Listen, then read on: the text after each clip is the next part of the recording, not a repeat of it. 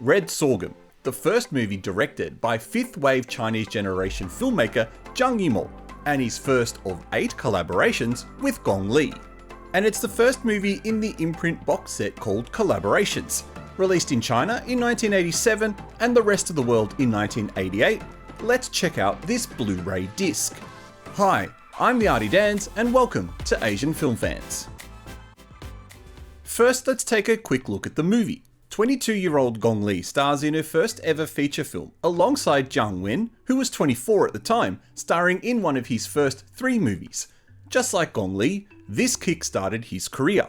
He starred and directed in one of my favourite movies, Let the Bullets Fly. This is an action film well worth watching. Red Sorghum is told from the perspective of a man we never see on screen, who retells the story of how his grandmother, Gong and his grandfather, Jiang, meet. She's set to marry the owner of a winery who has leprosy, and after the ceremony during her passage home, they consummate their tryst in the sorghum fields, leading to her pregnancy. After she discovers her husband has been murdered, she returns to the winery and turns it into a communal business where she takes on a matriarchal role. But it's all turned upside down when the Japanese Imperial Army invade and destroy their livelihood. Unlike our normal reviews, I want to look at the Blu-ray disc, the presentation that you get, and the actual transfer contained on this disc that you'll get in the box set. The disc itself is rather simple. Packaged in a clear case rather than the traditional blue case allows the artwork to stand out more. The cover itself seems to be based on the original 1988 US movie poster, just with the quotes removed and the addition of the Imprint and Blu-ray logo. Artwork-wise, the back cover, as with all discs in this collection, is the most disappointing, with a plain black bold background and several sections of text in various colours and fonts. It keeps it simple, but a few screenshots of the film would have been a nice balance. Inside the case, the disc again uses the US poster art with some slight reformatting, while the inside cover uses an image of Gong Li's character when she returns to the winery. The content of the dual-layered disc comes in at around 31GB, with the main movie at about 25 and the remaining with the 2 special features. The first is a newly produced discussion about the film from British screenwriter and commentator Tony Raines, which runs for about an hour and takes up a very small amount of the disc, around 4GB. I didn't watch this, so I can't comment on it. But the other, more interesting special feature on the disc is an interview from 1988 by Raines with director Zhang Yimou. This 16-minute video features a very young Yimou talking about his experiences and is quite interesting. I know it's usually superfluous, but a trailer and maybe some TV spots would have been a great addition to this disc, but unfortunately, we just get these 2 features. Now let's talk about the menu. As someone who does UX UI and information design as a full-time job, there is one very annoying feature, for me anyway, about the main menu. I don't like the indication of the way you're selecting the features. The yellow highlight on the top menu works perfectly, but when you select special features and all of a sudden the selections are now black and white, I don't think this is very clear and a little confusing.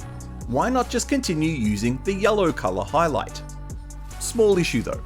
What about the actual video transfer of the movie itself? Well, it's mostly good. This is a 2K scan of the film negative, and it's obviously restricted by the original quality of the film's stock. Scenes that are well lit look nice and sharp, and the colour really pops. Now, I'd never seen this movie before, so I don't know if there was any post-scanning colour work done to the film.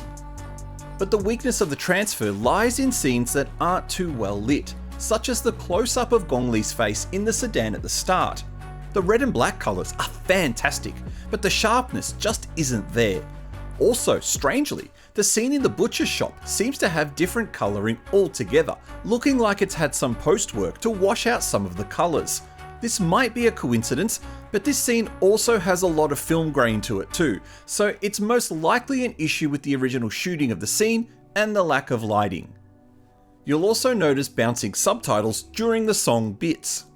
These are the burnt-in subtitles, so they're on the original negative. I'm not quite technical enough to explain this, but I would guess this would also appear on the original cinematic version too. It's a real shame there's no clean version of the film with no subtitles that Imprint could have manually added over the top during their post-production phase. Audio is the original mono track, but duplicated for 2-channel sound.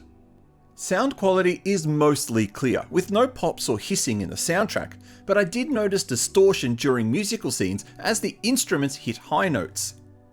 Overall, it's a pretty good audio and visual presentation for an old Chinese film whose original quality wouldn't have been that high to begin with. The colours pop in the right scenes, with beautiful reds over the green fields or the black silhouettes over the dark blue dimly lit skyline. The movie scores a 4 out of 5. It's an excellent film with a very sad ending, beautiful colours, interesting music and terrific performances. The presentation scores 2 out of 5, losing scores for the lackluster back cover, the UI colouring issues and the omission of a trailer. The transfer scores a 3 out of 5. Good considering the source, but the 2K scan shows up its deficiencies in light and focus, with the distorted audio sometimes being uncomfortable to listen to. This is a great start to the collaboration's Blu-ray collection. Next up, we're going to look at their second collaboration together, Judo. Thank you for watching this video, and we'll catch you next time.